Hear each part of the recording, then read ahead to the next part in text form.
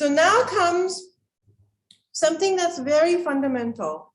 So what happens when you have a force that's being applied to an object? That force could either accelerate something or it could deform something. So for example, when that deformation occurs, we call it either a stress or a strain. When you strain for something, you actually physically change its shape. So for example, a strain will be, if I have this length L of this pen and I apply pressure to it and I kind of like pull it, the amount it's pulled is defined by delta L.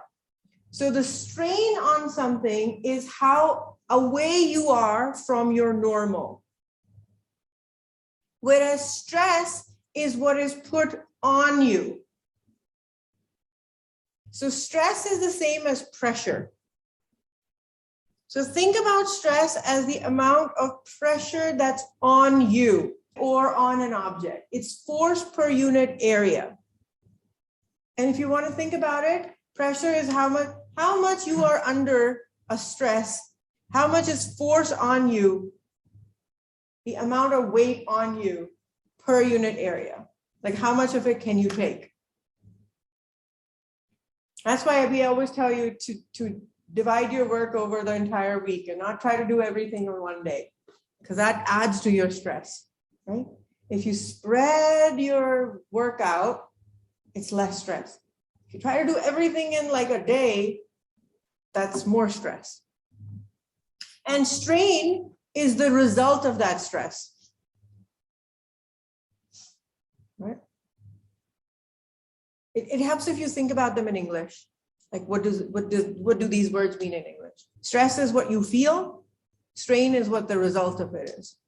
But in physics, it just means deformation. How much a body is removed from its equilibrium, how much a body is away from it.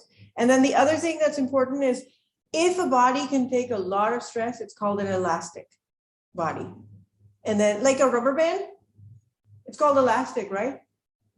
What happens if you let go of the rubber band?